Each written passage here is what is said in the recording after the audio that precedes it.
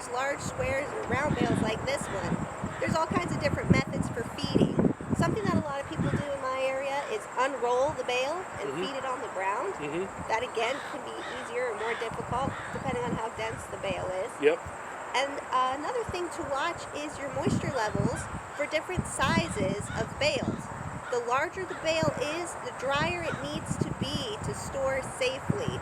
We don't want to get into a risk of fire in a barn, and we also don't want our hay to mold if it's too wet. If we're making silage bales, you ideally want your moisture between 40% and 60% dry matter so that you get good fermentation and you don't have spoilage.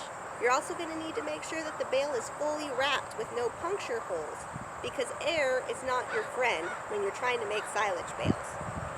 That's right. That's right. One thing, don't cheat yourself by trying to skimp a little bit and save a little money on buy quality net wrap and buy quality plastic, because it will make your life go a whole lot easier. And like Christine said, you've gone through this entire exercise to try to present, when it comes January, February, March, whenever you go to feed that bale, you want to open it up and you want to have something that smells good and is inviting to the cattle, and also has good nutritional value.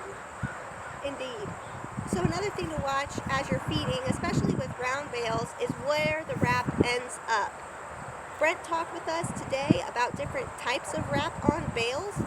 There are challenges with net wrap and twine wrap that can lead to animal ingestion, and that's certainly not something we want to happen. When we use wraps that are more durable because they're made out of plastic, they cannot degrade in the rumen. They get stuck there. And what you see when animals accidentally consume bale wrap is you have an animal that slowly starves to death because the forage gets tangled up in the mat of the rumen, mixed up with all that twine, that plastic, and you can cause death to the animals if you're not paying attention. So make sure that when you go to feed the bales, you fully remove and collect the wrap so that it doesn't wind up in the stomach of your animals. That gets back to the quality you've got thousands of dollars invested in your machinery, in your crop, and in your livestock. And to try to save a buck or two on cheap net wrap and cheap plastic, it's just not worth the risk.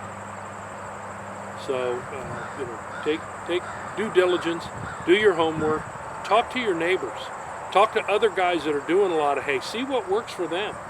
The other thing to remember, this is a soft grass, so I don't need, if I were to wrap this in plastic, I wouldn't have to put as many wraps on as I would with, say, alfalfa or sorghum Sudan, where I have more of a risk of puncture because of the stalks. So taking into consideration, the amount of plastic that you're going to put on is going to be relative to the type of hay that you're wrapping. The next thing that we're going to do is evaluate some bales. We can make assumptions about quality by looking at the hay that we have, but the most reliable way to make assumptions about quality of the feed is to actually do a test through the laboratory. So real quickly, let's talk about how to do a good test. If you're going to sample a bale, whether it's net wrapped, twine wrapped, or wrapped in plastic, you want to go through this side of the bale, not the unwrapped side. When we go through this side, we're going to penetrate into the deeper layers of the bale and get a representative sample of all the forage that's in this bale. And then we'll do that to multiple bales, combine it into one sample, and send it off to the laboratory for analysis. You can take samples from plastic wrapped bales. Just make sure that you put a good patch on it after you take that sample. A lot of the folks in my area, they just feed with a bale spear, which is not ideal when you have plastic wrapped bales. So if you're going to get into wrapping, make sure that you are able to squeeze the bale instead of puncture the bale, so that you don't degrade quality over time. That's right, that's right. And when you go to patch that hole or that tear, if you're going to handle them and move them around, you're going to have nicks, you're going to have tears. Don't try to patch it with duct tape. They make specific brand net wrap plastic wrap repair tape. It's the same material, but that's very, very sticky, and be sure that you use that.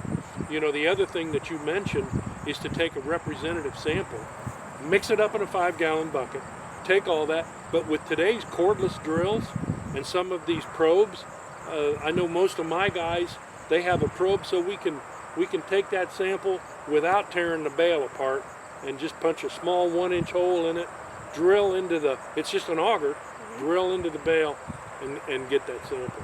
But here again, you know, the laboratory numbers will not lie. So when you make you're making your ration planning for the year, what your nutritional supplements may be, you've got something to go off of instead of guessing. Work with your extension office to get that equipment. If you do not have a hay probe, you can order your own. It'll cost you about $200.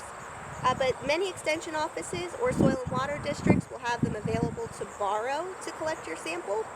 And when you send those samples in for analysis, a good hay sample is going to cost you somewhere between $25 and $32-ish to get all the numbers that'll be really helpful with ration formulation.